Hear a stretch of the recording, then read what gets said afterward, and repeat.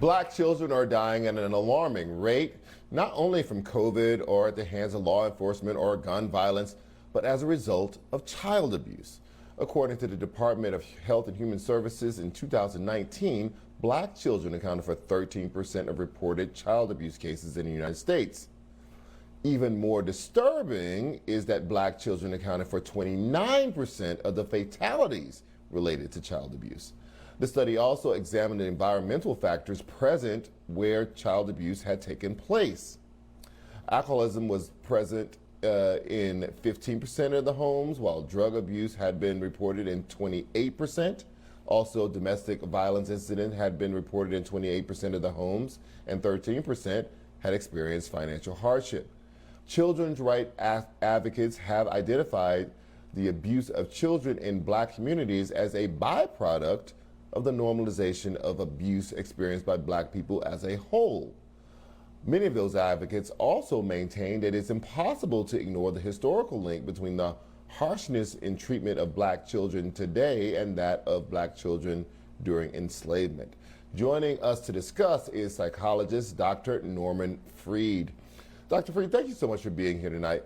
Help us to explain the differential here in the deaths, because the child abuse occurs within the black community pretty much at about the same rate that black people exist in the population, the 13%, but it is in the deaths that result from that child abuse where the numbers are skewed and black children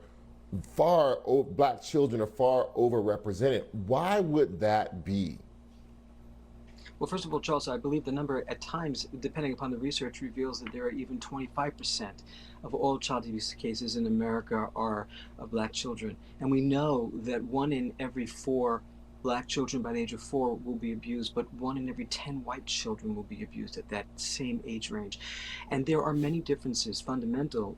One, of course, is poverty. Another is living in unsafe areas. But there's also what we call a recapitulation of the experiences of one's childhood, so that when a child who's been abused becomes an adult, they are more likely to either create abuse or have domestic violence in their own marriage because they witnessed it or experienced it as a child. The numbers are unfortunately more skewed in that direction because of the lifestyles as well as the stressors that are existing in the black population versus the white population.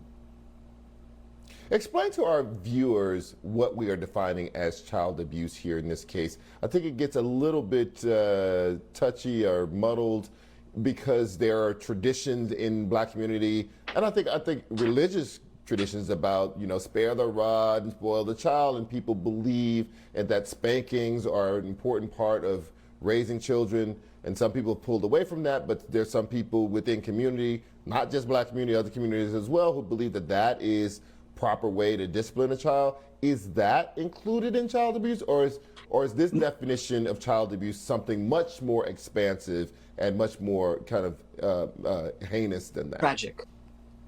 Thank you, Charles. That's very well stated. And the truth is, the different types of cultural norms that go into parenting, whether it's black versus white families or different religions or cultures, that's not included in the statistics for child abuse. What we talk about when we discuss child abuse are heinous crimes whereby a child's sense of safety is threatened, and it's a life-threatening event. And so any experience for a child that involves a sense of absence of safety, where they are hurt either emotionally or physically, and unfortunately also sexually, constitutes child abuse. That doesn't mean that certain cultures that allow spanking would be abuse.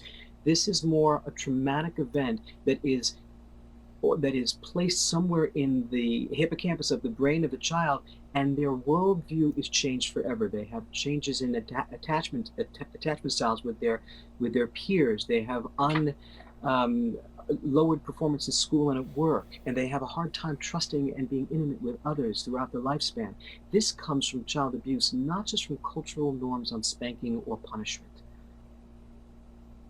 And so I'm just trying to also get a handle on, you had mentioned before, environmental factors like poverty, living in unsafe areas.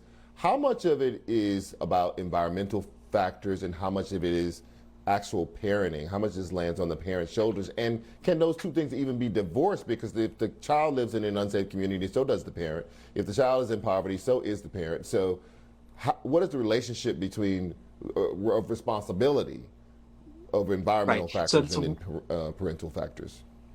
it's a wonderful question, Charles, and it's very hard to tease out the confounding variables of any of the studies that we are looking into to determine the numbers and statistics of child abuse, black child abuse versus general child abuse.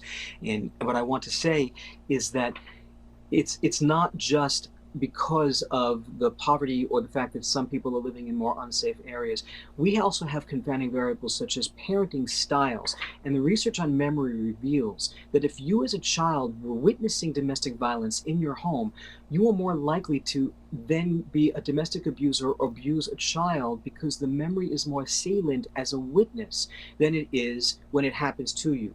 These studies that reveal the numbers don't show us how many of these parents were abused themselves as children or how many of them witnessed domestic violence when they were children. If we could know those numbers, we would see a much stronger direct correlation between parenting of the child who now becomes an adult himself and abuse. But what we do know is that the symptomatology, the experience of abuse for all children is a sense of disconnection from others and a sense of disempowerment, which means that when these children grow up, they are at What greater risk for overpowering children in their future.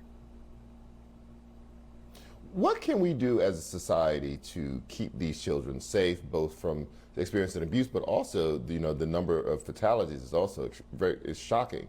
How do we make an environment, make a society where these children experience less of this, are kept safe from this? Is there a role for government in this equation?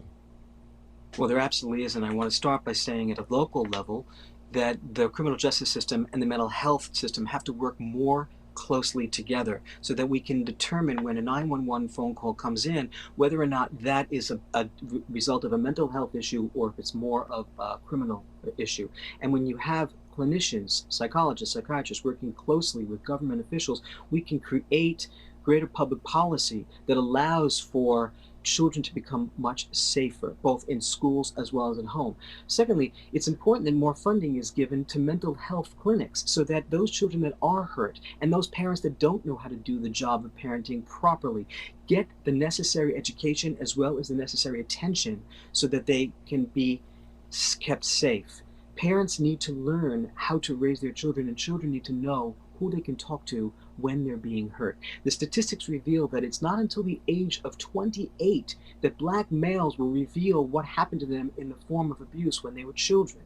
And so if we create an environment through government intervention where being able to say how a child feels, what he's been through clinics and through teachers and through psychotherapy programs which are either insurance reimbursable or made to be affordable for these families, children will be safer and parents will be better parents.